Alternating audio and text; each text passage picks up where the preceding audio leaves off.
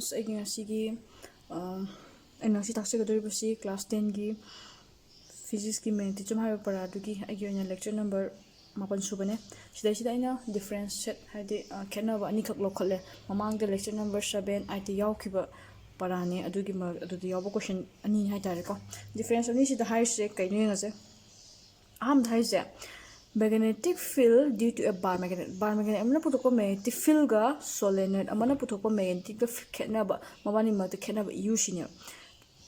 akhona matabuna mata khangada buse differentiate he hangaba khenaba hangaba tawduji kaino heta smaina block diagram shemo block sem tadi ka oni point direct distinct oina urani ozana yengba su nungayani marks phangba laine aduna matabuna smaina semaga ina hono siko se ahama position kay hare it is a permanent hai sine kay hai no khang permanent hai je maje mata buna muk adum puthoga laigane ba ko marakta lepa lairoi aduga sana kan jing solenoid no puthoko magnetic field ti kay ba temporary oine haba di maje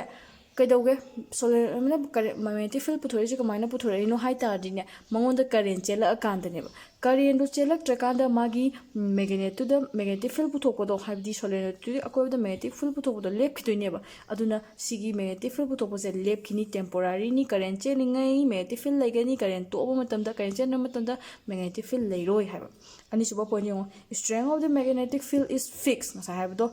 magnet ani lere magi magnetic akoy da lebe magnetic field strength je hengal pa jaro handa ba jaro fixed oigane ba bar magnet ade aduga kedore bar magnet puthoko da aduga solenoid ni kedore strength of the magnetic field can be changed by changing the magnitude of the current ki magnitude to hengalingai khudam aina 2 ampere chelamba solenoid cheleba current je 2 ampere oreba adugi 2 ampere do aina ne halega 5 ampere ole 5 ampere chela kandana laiba magnetic strength duga ne 2 ampere chela matam magnetic strength duga 5 ampere chela ro puthoko magnetic strength du hen chawgani haba adumaina magi magnetic strength je hengat hanba ngami kana hengalaga current hengalaga home so point the direction of the magnetic field lines can be changed hai to si poja maru oi magnetic field line ki direction do magnetic field am later magnetic field line ki direction lagene ta adu ki magnetic field line ki direction do change to we are mangonda di kanada bar magnet adu solenoid ki matang di ke do ba magnetic direction of the magnetic field line do change to we ani kana change to holaga battery ki positive negative terminal da samjanariba wire sing ado adu change to ga magi direction je change to yagani haba mathangi ani suba difference de ngo kana khena ba bar magnet ka electromagnet ka ngasai gi tuna bar magnet na puthokpa magnetic field do haiba hojik na haisina only bar magnet aduga electromagnet ka khena ba hayu haiba yengo ahamada bar magnetic ka dore its strength of the magnetic field is fixed man hai ko chamanai magi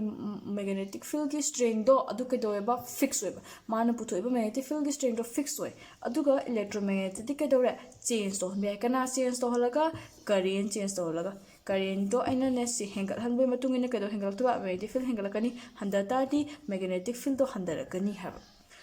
mathang ne ani subada it has the fixed north and the south pole magine ko fixed oiba north pole amasung south pole leiba kanagi bar magnet ki magi north pole south pole je hongba yade electromagnetic ke dore magi north pole south pole je aina ne magi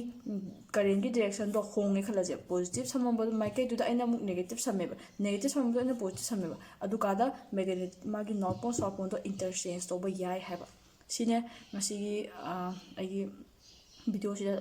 hajari video se takchari se khenaba ani khakne yam lai